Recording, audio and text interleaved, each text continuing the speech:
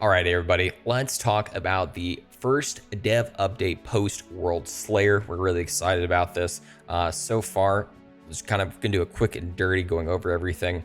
Talk about stability of the game, just kind of how the first couple days weren't too terrible and everything, but they definitely want to make sure that they're focusing on the overall stability of the game so that it can succeed later on. The overall stability of the game allows us to focus on our efforts on a large patch to implement any required balancing and tidy up any bugs that may have slipped through. Patches also intend to introduce some requested quality of life upgrades. These are very important, people, such as item blocking and improved quick mark functionality. Experiments concerning increased stash limits continue to be run, so we cannot confirm any news there yet. So stash limit increase coming maybe in the future. Very excited about that. Item locking, improved quick mark functionality. We like that. This larger patch will continue to be assembled over the next week and will enter testing thereafter. A prospective release window is at the end of July, so expect something near around there. The option to instantly implement certain balancing changes via a backend update remains, though we are being mindful of what we use for this. A small patch will be released next week that we focus on handling bugs that are identified during and prior to early access. We'll confirm the patch's content next week. So all the stuff that a lot of us ambassadors got to experience during our early access should be fixed. Philosophy design, they're kind of be talking about the current farm of the Taria Gratar and kind of like doing the final boss farm. Essentially what this comes down to is they don't really enjoy that that's the farm for the game, but at the same time it's obviously for us players is one of the most incentivized things, just because, you know, we want to get our gear in a fast fashion, obviously, and having to go through the entire trials where like a couple of the bosses don't really even drop anything that useful versus the final boss. It's definitely something we're going to be doing here. So they added there, as mentioned, the philosophy design section we did last year. Rather than punish players and reduce overall farming opportunities, we like to realign your options to give you more choices rather than less. We are adding an extra guaranteed Apocalypse Legendary RNG drop to the following trove areas: the Cliffside Path, Daughter's Sanctuary, and the Arbitorium. This is amazing. I really enjoy seeing this. They say that the minimum of the Apocalypse Legendary is going from 6 to 9, LOL, but we love seeing it.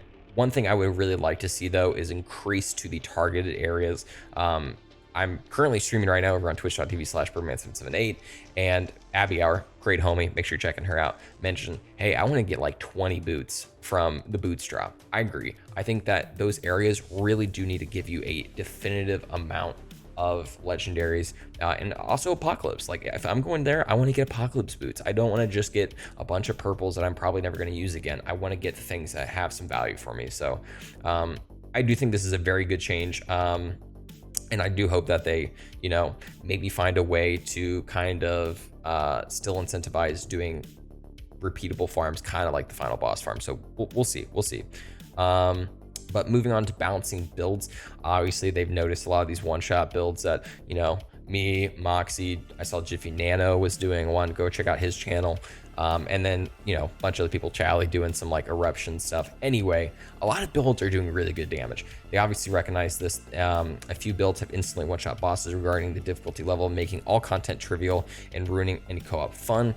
One build allows players to be virtually indestructible while still outputting a large amount of damage. Players running this build can face tank multiple hits on the final boss and not even drop their shield, which, I mean, that's like absolutely like a jab at Devastator. Like, like that's our entire thing. So that's kind of depressing. A different build has extensively reduced skill cooldowns and they're non-existent. Again, that's a Devastator. All these are Devastator things. So, yo, claps. Devastator being amazing. We love to see it. The effectiveness of these builds is based on a specific handful of mods and only increases as players continue to level up. They allow players to completely ignore everything going on in a given battle and therefore remove any challenge the game has offered. I don't really see an issue with this, but at the same time, you know, they obviously have to do balances. I think nerfs are good for video games, but at the same time, if you're going to nerf something, maybe find a workaround to help benefit other things. The overall balancing pass will be implemented in a larger patch in a few weeks.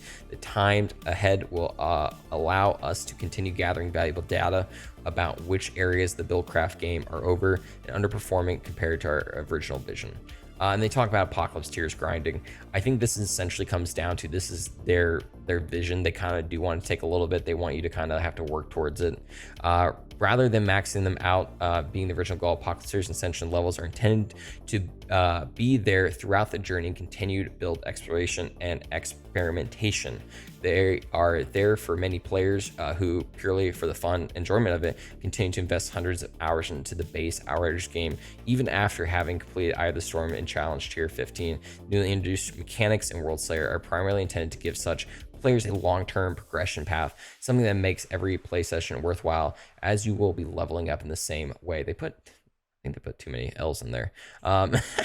That's the vision. However, the fine balance of strike, our intentions and aspects of gameplay shouldn't mean that the final completion unattainable, as to be off-putting for some players for maxing out Apocalypse Tiers. For now, we say that they're closely monitoring and engaging with Apocalypse Tiers. So they're not really going to do anything right now. They're kind of just like checking to see what we're going to be doing with it. But honestly, I have no really issue with it, or kind of explaining here right now. Bug fixed to Tiago's mystery purchase and elite offer. Reroll due to a bug. Tiago's mystery purchase and elite offer in the expedition camp was able to roll Worldslayer gear. Players who do not own Worldslayer. Obviously, this one's intended. Outro. Saying thanks, goodbye, all that fun stuff, guys.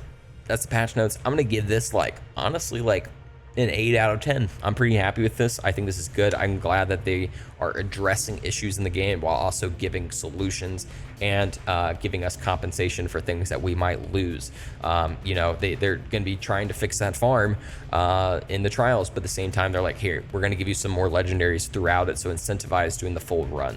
When it comes to builds, obviously there's going to be nerfs. You just got to deal with it. Sorry, but I hope that it is balanced in a way that is effective for players to still use these builds that might be one-shotty. Regardless, guys, thanks for watching the video. Know that I'm streaming over on twitch.tv/Byrdman778 right now, and know that you can catch me every single day starting at noon Eastern Standard Time. Make sure you follow me over on Twitter as well, just because find out updates on the channel, all that fun stuff. And give a thumbs up on this video. Let me know what class you're playing down below. Let me know if you're a dev daddy as well, or my little pebbles, I should say.